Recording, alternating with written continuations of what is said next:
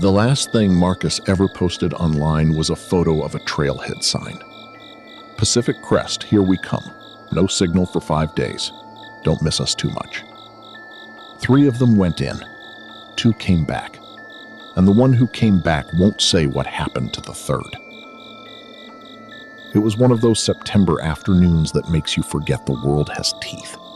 The sky above the Cascade Range was the color of a ripe peach, and Marcus Hale stood at the trailhead with his 2 best friends, Danny, with her color-coded hiking pack and her obsessive trail maps, and Joel, who had talked them all into this trip with promises of untouched wilderness and Instagram-worthy waterfalls. They'd been friends since college, the kind of friends who needed a trip like this after years of desk jobs and mortgage payments and adulting in all its suffocating glory. Marcus adjusted his bootlaces, breathed in the pine-sharp air, and thought, this is exactly what I needed. He had no way of knowing that the trailhead sign behind him, the one he was smiling in front of in the photo, was the last marker of the world he understood. The first 4 miles were everything Joel had promised.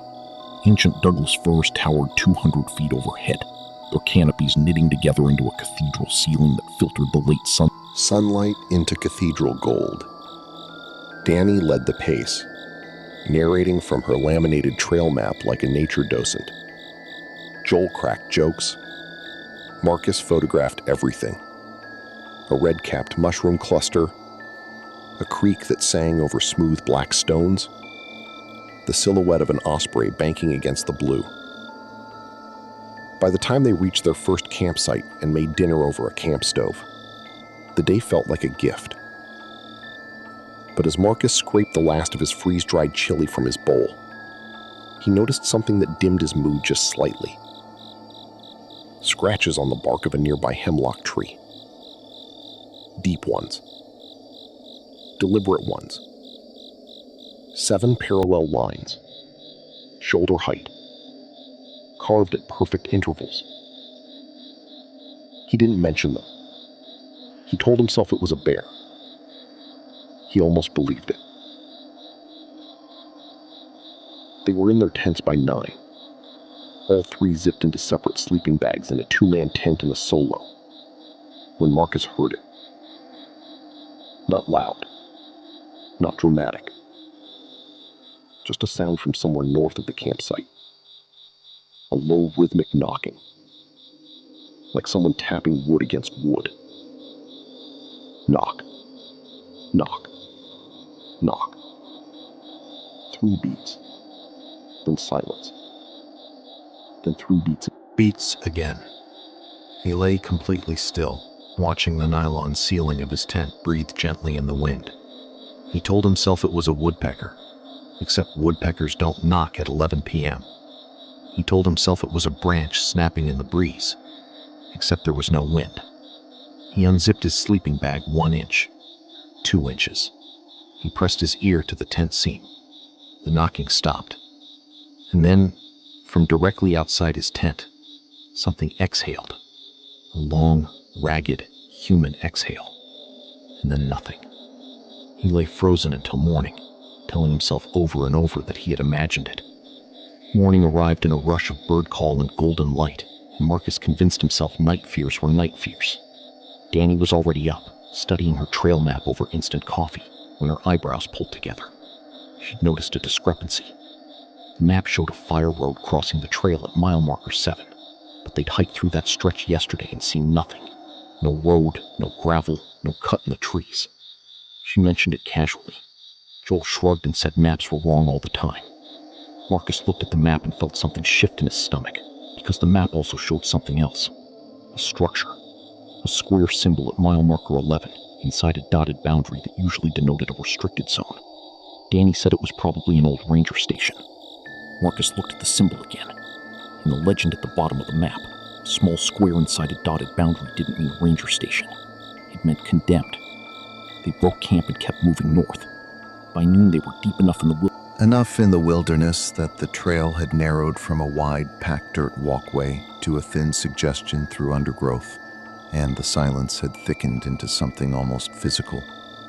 It was Joel who first noticed the dog. It was standing 50 yards off trail, mostly hidden in the ferns. A large shepherd mix, or what might once have been a shepherd mix, with matted fur the color of old blood. It was watching them. Not the skittish watchfulness of a lost dog. This was locked, unblinking eye contact. Danny called to it softly. The dog didn't move, didn't wag, didn't blink. They passed it slowly, none of them wanting to spook it. Marcus looked back twice. Both times the dog was in the exact same position, still watching. The third time he looked back, it was gone. But in the ferns where it had stood, someone had laid 3 flat stones in a row, stacked deliberately.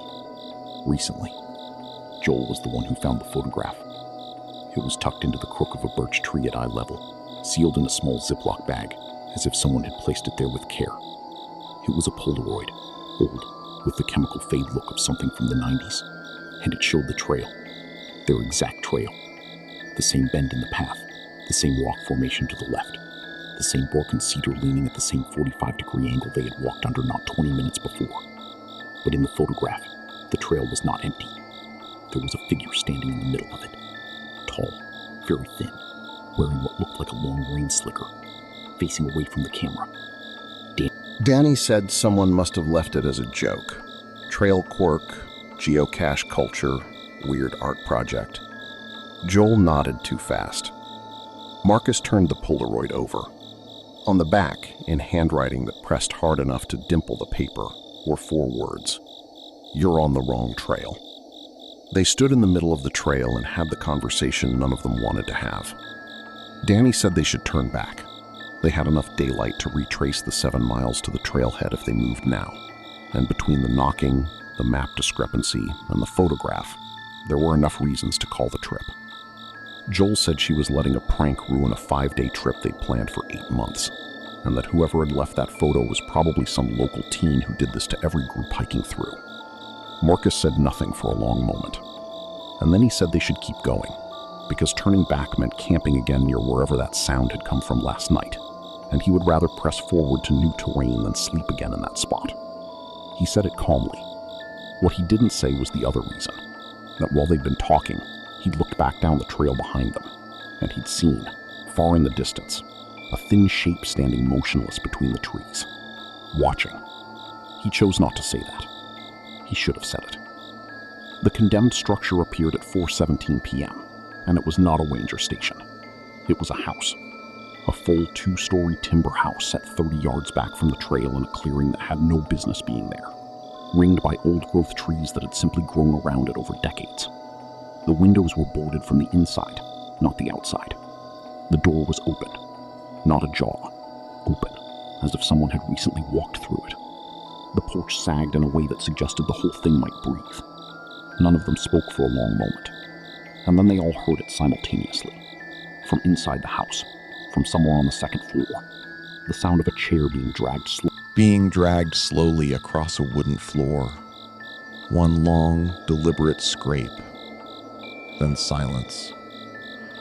Joel took a step toward it.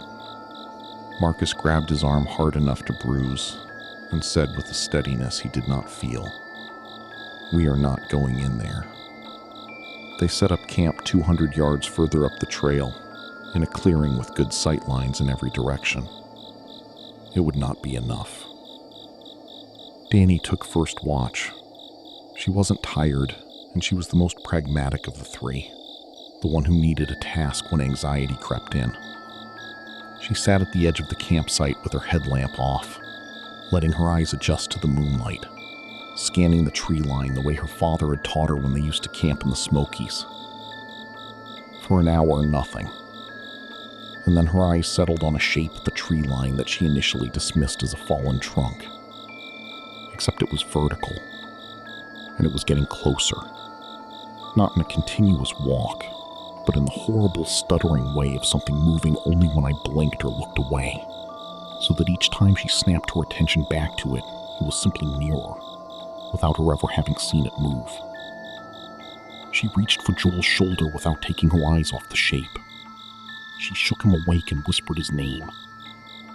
By the time Joel sat up and followed her gaze, the shape was 20 yards away. They could see it clearly in the moonlight. It was very tall. and it was wearing a rain slicker.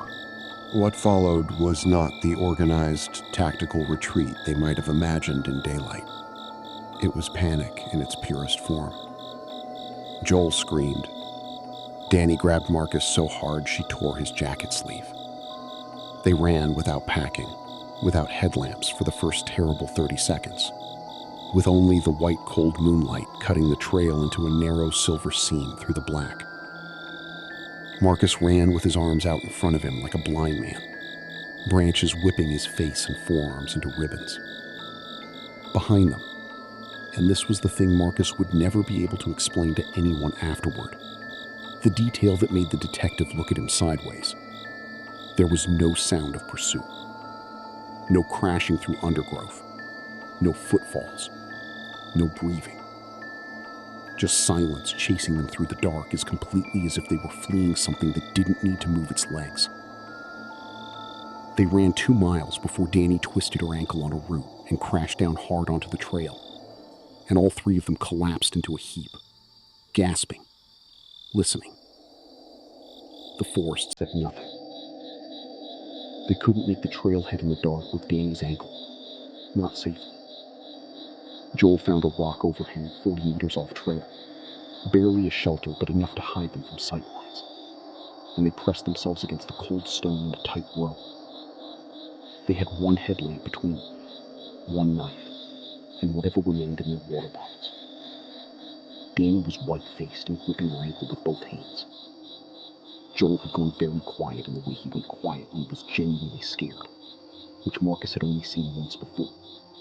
The night Joel's dad had a heart attack and they'd sat in the ER waiting room and Joel had simply been silent, like a phone whose batteries had died. They sat like that for 3 hours. At 2 in the morning, Joel said he was going to double back to the campsite. They'd left the emergency satellite communicator in his pack. Marcus told him absolutely not. Joel said they had no choice. He said it would take him 20 minutes, that he'd be back before 2:30, that he'd use the headlamp and whistle if anything happened. He looked at Marcus. He said, "I'll be right back." He took the headlamp. He walked into the dark. He did not come back by 2:30. Marcus and Danny sat in the dark for 3 hours and 27 minutes after Joel disappeared down the trail. Marcus knows the number because he counted every minute on the dim display of his watch, each number changing with a silence so complete it felt like the forest was holding its breath. At 2:47 they heard the headlamp click on in the distance, its narrow beam sweeping through the trees 200 yards away, moving strangely, in a wide arc, not the focused straight-ahead beam of someone hiking a trail. At 3:10 the headlamp went out and did not come back on. At 3:55 Marcus heard something that will be with him for the rest of his life. Joel's voice, from somewhere in the trees to their left, saying his name. Just his name. Once. Marcus. Not frightened. Not urgent. Perfectly flat. Like a recording of a voice rather than a voice itself. Danny grabbed Marcus's wrist with both hands and pressed her forehead against his shoulder and did not make a sound. Marcus did not call back. He is still not sure if that was the right decision. Dawn came with agonizing slowness, bleeding gray into the black by degrees so small they seemed like torture. The moment Marcus could see the trees clearly, he got Danny to her feet and they moved. He became someone else in those dawn hours, someone stripped down to pure function, no room for fear. Just evaluate terrain, protect the ankle, maintain pace, keep moving south. Danny did not speak. She limped in focused silence, one hand on Marcus's shoulder, and they ate up the miles in a grim, efficient rhythm that Marcus would not have believed he was capable of 2 days ago. They passed the campsite. Marcus refused to look at it, only noted in his peripheral vision that Joel's pack was gone. They passed mile marker 7. They passed the birch tree where the photograph had been. The Polaroid was gone. Someone had taken it back. They kept moving. At 7:12 a.m., they Came around the last bend and saw the trailhead parking lot, and the sight of their car in the flat morning light made Danny collapse against him and sob in a way that he had never heard another human being sob before. Search and rescue went in the following morning. 12 personnel, 2 dogs, a drone with thermal imaging. They recovered Joel's headlamp at mile marker 9.4. Its lens cracked, but its battery still working. They found his pack at the base of a cedar tree 200 yards off trail. Contents undisturbed. Satellite communicator still inside. Fully charged, never activated. They found his boots. Both of them, side by side, placed with perfect neatness at the edge of a creek bed, as though he had simply stepped out of them. They did not find Joel. The search ran 11 days, covered 18 square miles, and recovered nothing else. No cadaver dogs alerted. No tissue, no clothing fibers beyond the boots and pack. The lead investigator told Marcus privately, in a voice that was trying to be neutral and was not quite managing it, that in 22 years of search and rescue in the Cascades, he had seen people lost, people fallen, people taken by water and weather. He had never seen a disappearance that left no biological trace. That was the word he used. None. Marcus still has the jacket he wore on the trail, the one with the torn Sleeve. He keeps it in the back of his closet, and he can't entirely explain why he hasn't thrown it away. He went back to therapy. He moved to Phoenix, away from anything that looked like a forest. He sleeps with the lights on.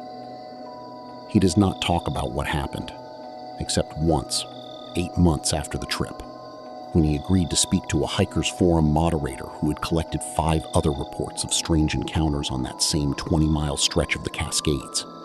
Knocking sounds, photographs in trees, the tall figure in the rain slicker. He told the moderator everything, and the moderator listened and then said, one of the other hikers found something before they ran. A cairn, a stack of stones beside the trail. And under the top stone they found a list of names. Hikers, they assumed. All dated. Marcus asked if his name was on the list.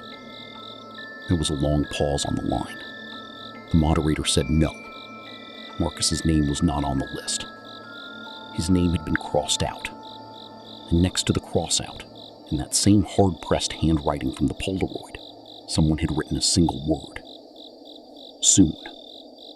The trail is still open. It doesn't have a name on any official map. The parking lot still has a trailhead sign. And if you ever see a Polaroid tucked in a birch tree, don't turn it over.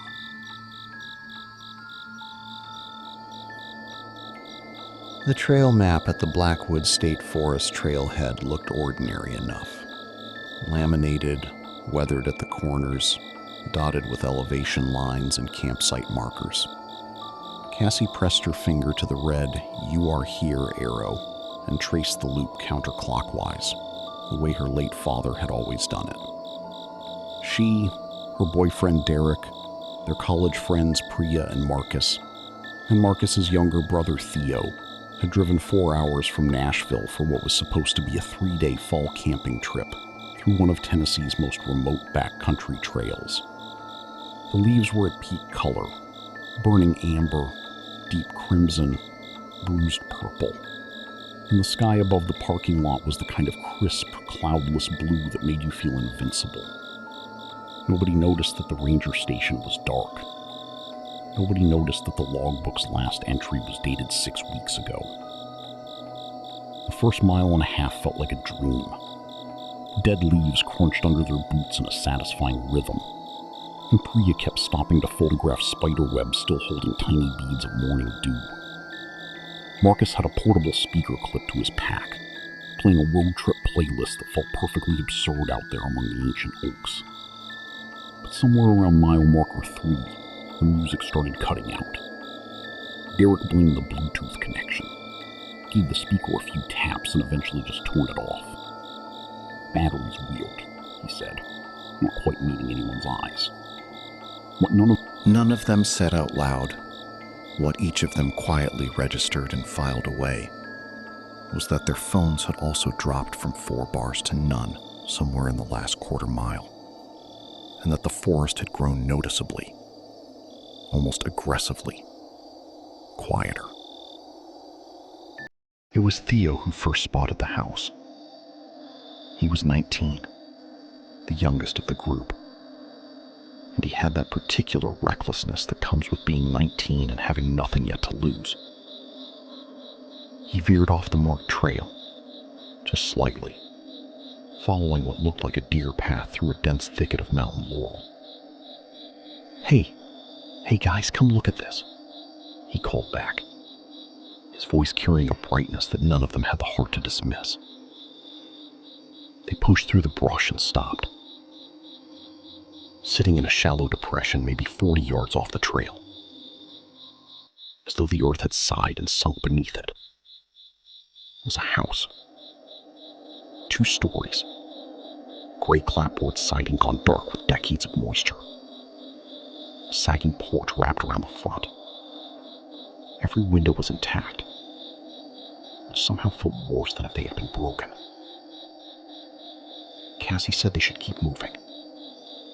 She said it with her arms crossed, her chin pointed away from the structure, the way a person tries to physically orient themselves to a reason.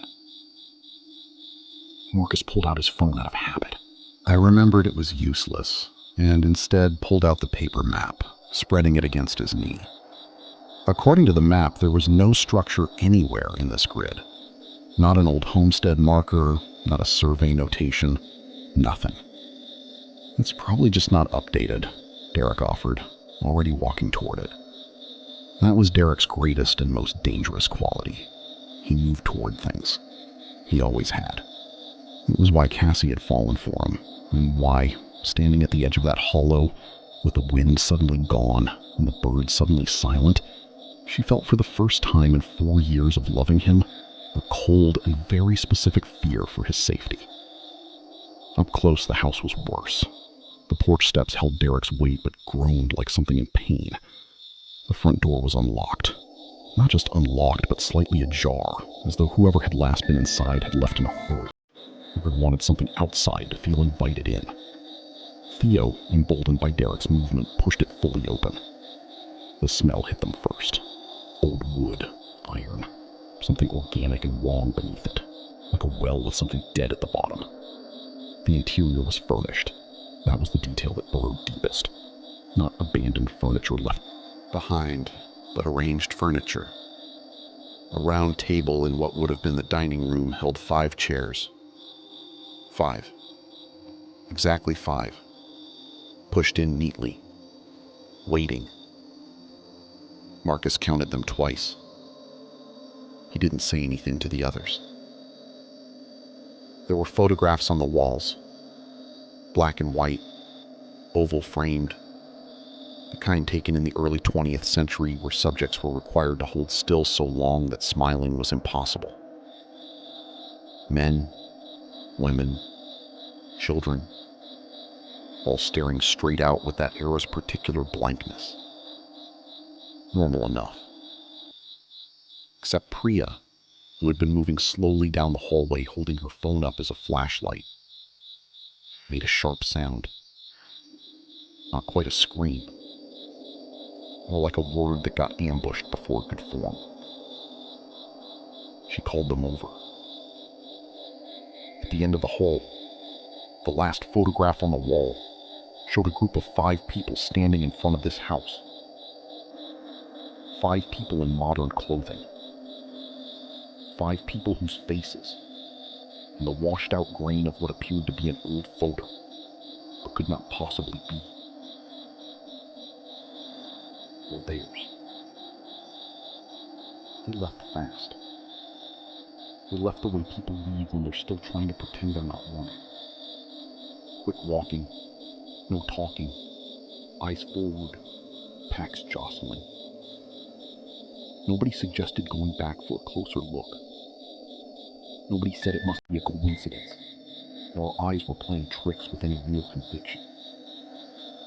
They hit the main trail and walked hard for 20 minutes, before Cassie called a stop at a creek crossing to let everyone breathe. The water was clear and fast and wonderfully muted. Priya sat on a rock and drank from a filtered bottle. After a while said, And rhythm, walking a patient, methodical circle around their campsite. She reached for Derek's arm and squeezed twice. Their old signal for something's wrong, don't speak. She felt him go rigid. The footsteps made 3 full rotations and stopped directly in front of the tent zipper. In the silence that followed, from somewhere close, 6 feet, no more, a man's voice said, very softly, almost politely, "You took something that wasn't yours to look at." Derek unzipped the tent so fast the sound was like a gunshot. He lunged out with his flashlight, sweeping in a hard arc. Nothing. Empty campsite. Marcus and Priya and Theo burst out of the second tent, Marcus with the knife already open. 5 flashlight beams cut through the trees in every direction. Nothing moved. But in the dirt around their campsite, clearly pressed into the soft earth around the fire ring, were footprints. A single set, in a perfect circle, barefoot, human-sized. They went around the camp 3 times, and then stopped at the tent. And beyond the tent, they all followed the beams to the same spot at the same moment. The footprints continued off into the woods for about 10 steps, and then stopped, mid-stride, as if whatever had made them had simply risen into the air. The group voted to move. It was unanimous and immediate, and they were packed in 4 minutes, which was some kind of record. Moving through a forest at 2:30 in the morning with headlamps is its own specific category of terror. The light makes a tunnel, and everything outside the tunnel becomes absolute blackness, and your mind, ancient and animal, fills that blackness with shapes. They moved in a tight cluster, Marcus at the front and Derek at the rear, and they kept to the trail with a discipline born of pure fear. They had been hiking for roughly 20 minutes when Priya grabbed Cassie's sleeve. She pointed.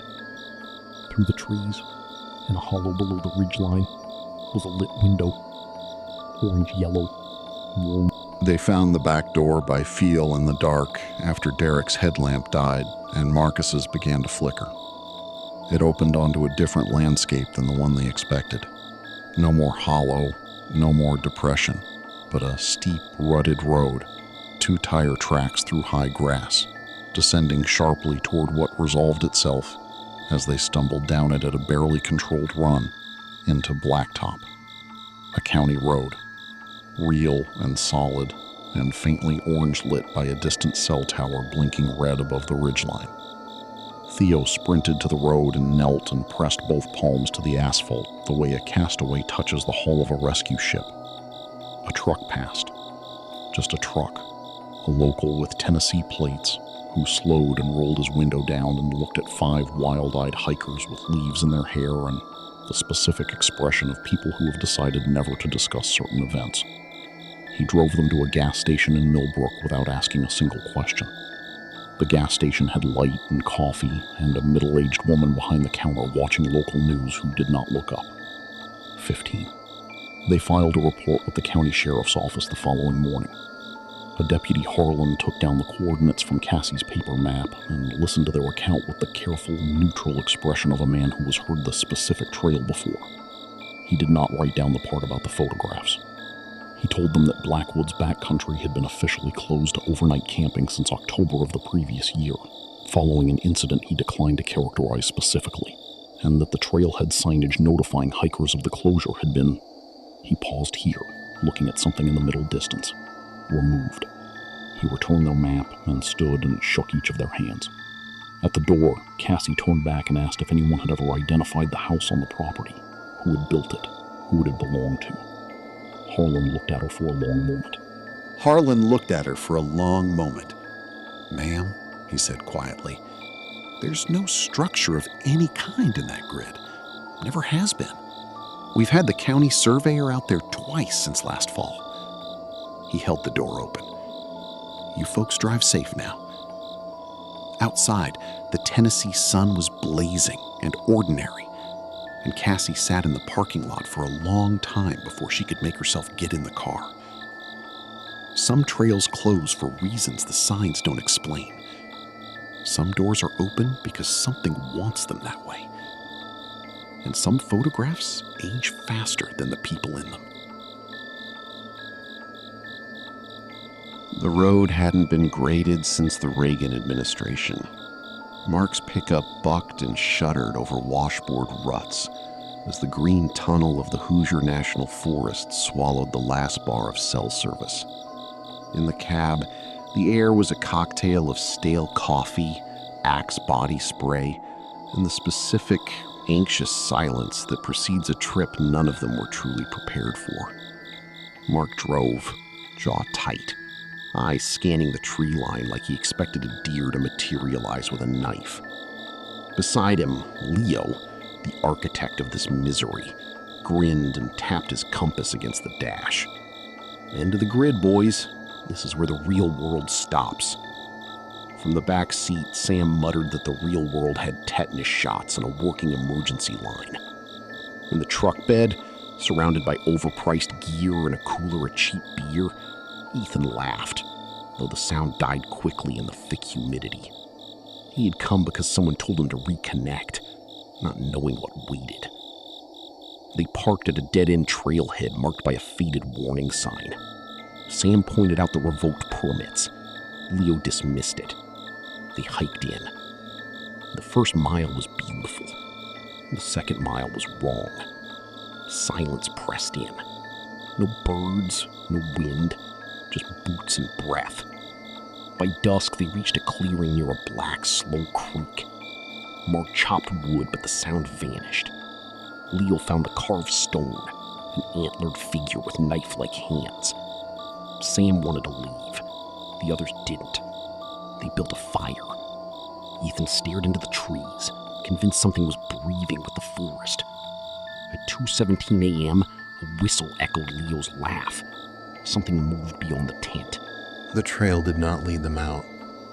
After hours of hiking, they found the carved stone again, placed deliberately in their path.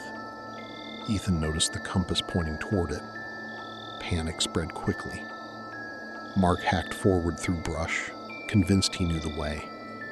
The forest thickened, swallowing light. Sounds began again. Whistles, crashes, guiding them like prey. Then they found the structure. A grotesque lattice of bone, branches, and sinew built into a dead oak.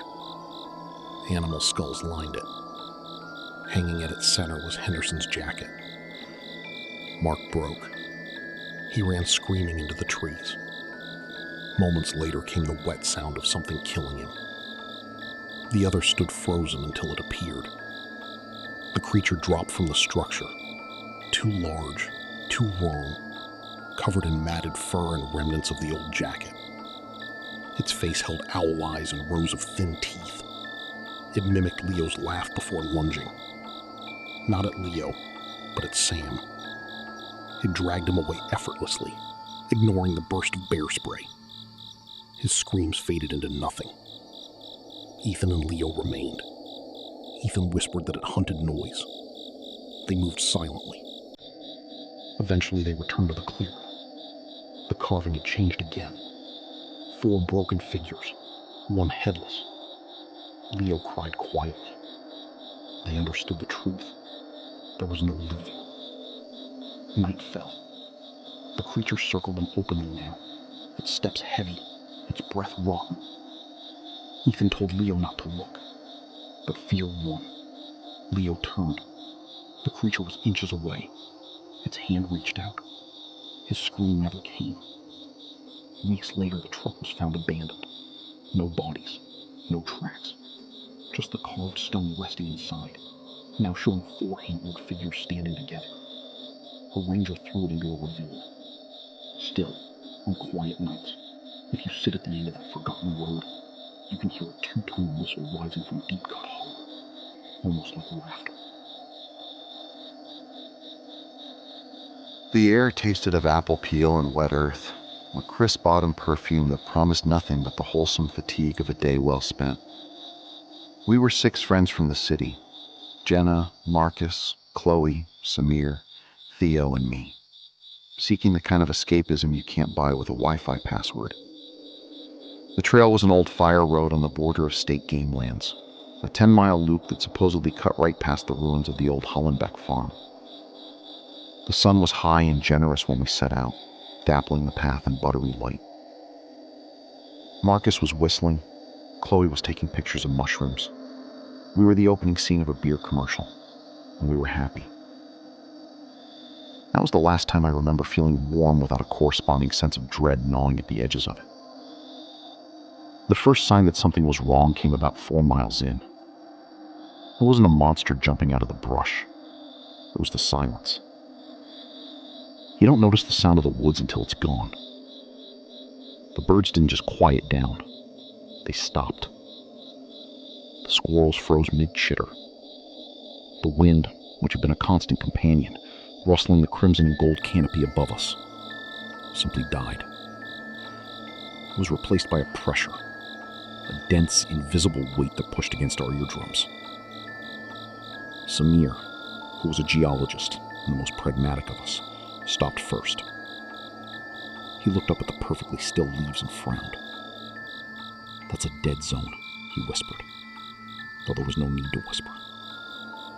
The forest itself was holding its breath. Theo laughed it off, a nervous barking sound that didn't belong in the heavy air. "Pressure system," he said, adjusting his pack. "Let's pick up the pace." We did, but our steps were suddenly quieter, more deliberate. We were intruders now, and we knew it. The trail narrowed until it was less a path and more a suggestion. Blackberry briars snagged at Jenna's expensive hiking pants, leaving long red scratches on the nylon, as if the land itself was trying to mark her. The foliage changed. The bright sugar maples gave way to gnarled, old-growth oak that had been twisted by years of harsh wind, their branches looking less like limbs and more like arthritic fingers clutching at the gray sky. Then we saw the fence. It wasn't a neat suburban fence. It was a relic made of split rails and fieldstone, held together by rusted, hand-forged iron spikes. There was a gate hanging crooked on a single hinge, and nailed to the top rail was a sign we'd missed on the online hiking forum. It wasn't a no trespassing sign. It was handmade, the letters carved deep and painted with what looked like old black tar. It read, "Leave by dusk. The Hollenbeck remembers." We should have turned back. Every instinct, that ancient lizard brain we try so hard to ignore with logic and podcasts, was screaming at me to run. But Marcus, the ex-high school linebacker, was already pushing the gate open. "It's just old farmer superstition. Keeps the kids out of the barn," he said, his voice echoing strangely in the flat, dead air. The gate screamed on its hinge, a high, keening wail that sounded exactly like a woman in pain. Chloe flinched so hard she dropped her camera. The sound hung in the air for a full 3 seconds longer than it should have. We crossed the threshold. The moment my boot touched the high grass of the farm property, the temperature plummeted. I saw my breath cloud in front of my face. In October, that's not how weather works. The farmhouse came into view like a rotten tooth in a great gum line. It was a classic American Gothic nightmare. 2 stories of peeling white clapboard, a sagging porch roof, and windows that were no longer windows but black, empty sockets staring out at the dead fields. The barn was behind it, larger and in better repair. Its doors closed tight. The grass between us and the porch was tall and brown, but there was a path worn through it. Not a road, just a single-file track where the grass was crushed flat, as if something had been pacing back and forth for a very long time. We didn't walk to the house. We were drawn to the barn. There was a heavy iron lock on the double doors, but it was hanging open. as if expecting us. Inside the barn, the smell hit us first. Not hay, not manure, a root cellar. Cold, fungal, ancient. Dust floated in thin shafts of light. The stalls were empty, except for the far corner. There, built into the hill, was the original stone foundation. A doorway, sealed once with cinder block, now smashed open into a jagged hole just big enough to crawl through. "Okay," Theo said, his voice trembling. "This is where we turn back." But we couldn't, because that's when we heard the singing. A child's voice. High, sweet, completely wrong. It drifted up from the black hole. A nursery rhyme. The farmer takes a wife. The wife takes a child. And it was calling Marcus.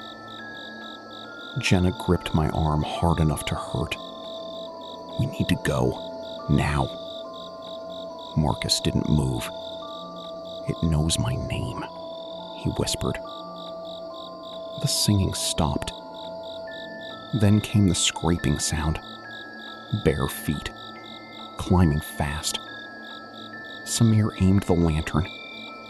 A hand appeared, pale, too many joints. And behind it, nothing.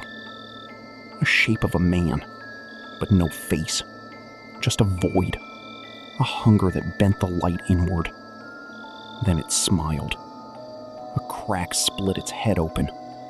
Inside, rusted iron nails. We ran. The barn doors slammed shut with a deafening boom. Marcus slammed into them, solid. "Side door!" Theo shouted. We scrambled through a half-rotted door. I was last. Something cold brushed my neck, like a kiss. Outside, everything had changed. The sky was bruised purple. The path was gone. The grass pointed us toward the house. The door was open. Firelight flickered inside. "Don't look," Samir said. "It's a lure." But Theo stepped forward. "My grandmother had a lamp like that." Marcus yanked him back. The shape in the doorway shifted. The farmer stood there, Holding a scythe. We ran through the field. The land fought us. Roots tripped us. Corn rattled like bones. Something moved inside it. We were being herded. Marcus pushed Jenna forward. Then he stumbled. Then he screamed. I turned, and he was gone. Just gone. His bottle rolled in the dirt. The sun was dropping fast, blood red. We ran for the fence. The shadow from the barn stretched toward us, too fast. Inside it, shapes, people, moving under the darkness. 10 feet away, Jenna fell. A briar wrapped her ankle, pulled her back. "Don't let it take me underground." Samir slashed it. The vine recoiled. He dragged her over the fence. As the sun died, Everything snapped back. Birds, wind, normal. We collapsed. The farm looked empty again, except the sign. The words changed. The Hollenbeck remembers Marcus. We'll keep him warm. They found his body 3 days later. A well, they said. But at the viewing, his nails were packed with dirt. He had tried to claw out. This morning, a rusted nail appeared in my window. And from the woods, I hear a scythe being sharpened. The Hollenbeck remembers. And now, it remembers me.